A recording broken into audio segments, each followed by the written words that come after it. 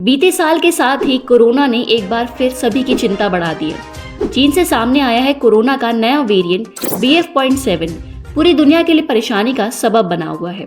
ऐसे में इसे लेकर भारत भी अलर्ट मोड में आ चुका है। इसी बीच अब भारत में इस महामारी के एक और नए वेरिएंट की एंट्री हो चुकी है। अमेरिका में तबाही मचा रहा कोरोना का एक और वेरिएंट अब भारत में भी आ चुका है। अमेरिका में ये सबसे तेजी से फैल रहा है। वहां अभी तक इससे 40% से ज्यादा मामले सामने आए हैं। पिछले हफ्ते ये आंकड़ा 18% था। एक्सपर्ट्स इसे अगली सबसे बड़ी मुसीबत, सबसे खराब वेरिएंट जैसी खौफनाक उपनाएं दे रहे हैं। भारत में भी बीते दिन गुजरात में एक शख्स कोरोना के नए वेरिएंट ओमिक्रॉन XBB.1.5 से संक्रमित पाया गया। इस मामले के सामने आने के बाद से सभी की चिंताएं और बढ़ गई हैं।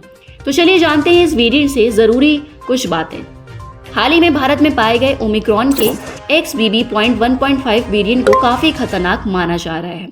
ये वेरिएंट चिंता का विषय इसीलिए भी बना हुआ है क्योंकि ये BQ.1 वेरिएंट से 120% तेजी से फैलता है।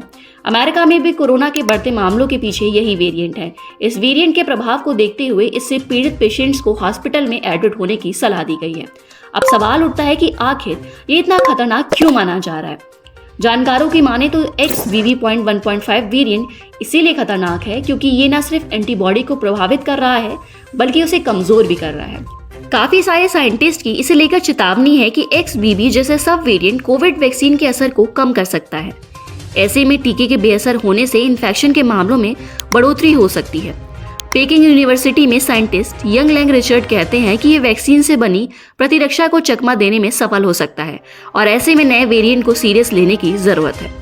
ऐसे में ये जानना भी जरूरी हो जाता है कि आखिर इस वेरिएंट के लक्षण क्या हैं।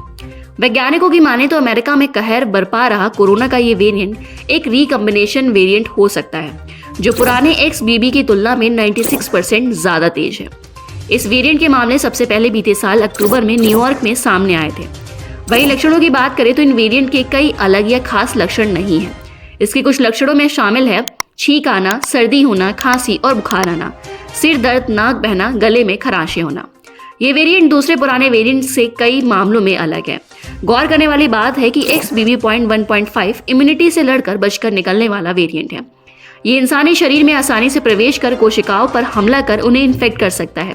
अभी तक देश भर के एयरपोर्ट से 5,666 सैंपल्स इकट्ठे किए गए हैं जिनमें 53 इंटरनेशनल पैसेंजर कोरोना इन्फेक्टेड पाए गए हैं। उधर पीएम मोदी के मुख्य सचिव डॉक्टर PK मिश्रा ने हाल ही में और एक्सपर्ट्स के साथ भी बैठक की। इस दौरान ये बताया गया कि देश में इस समय 500 सैंपल्स की जीनोम सीक्वेंसिंग INSACOG लैब में की जा रही है। अब चलिए नजर डालते हैं राज्यों की स्थिति पर। हाल ही में महाराष्ट्र में कोरोना के 18 नए मामले सामने आए हैं। इनमें पुणे, औरंगाबाद, नासिक और नागपुर के लोग शामिल हैं। इसके साथ ही राजस्थान सरकार के साथ डूंगरपुर जिले में हेल्थ डिपार्टमेंट भी अलर्ट मोड पर है।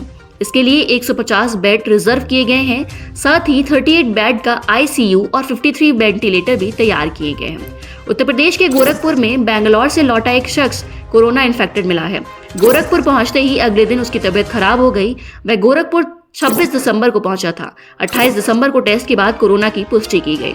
देश में कोरोना के बढ़ते मामलों के बीच सरकार एक्टिव है। केंद्र ने हाल में ही 6 देशों में आने वाले पैसेंजर के लिए RT-PCR टेस्ट जरूरी कर दिया है।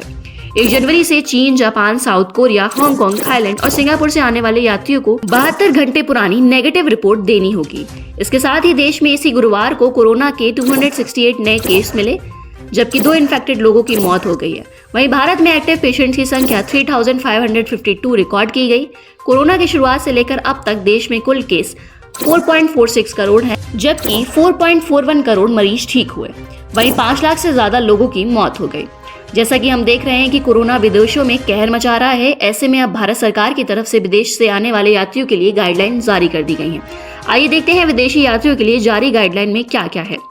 जो लोग भारत आने की तैयारी कर रहे हैं या फिर भारत आ रहे हैं उन्हें वैक्सीन लगवाने की सलाह दी गई है। यात्रियों से कहा है कि वे अपने देश में वैक्सीनेशन की प्रक्रिया का हिस्सा बने। अगर आप ट्रैवल कर रहे हैं तो आपको सोशल डिस्टेंसिंग और मास्क का इस्तेमाल करना होगा। किसी भी पैसेंजर में कोरोना के कोई भी सिम्टम दिखाई देते हैं तो उसे नियमों के तहत आइसोलेट किया जाएगा। इस यात्री को मास्क पहनना जरूरी होगा और बाकी यात्रियों से तुरंत अलग करना होगा।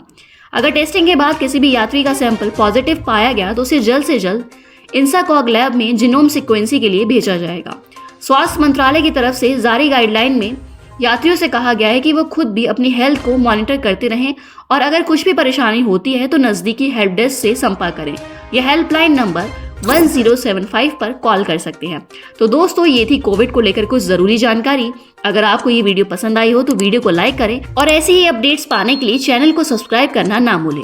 मिलते हैं अगली वीडियो में, तब तक के लिए नमस्कार।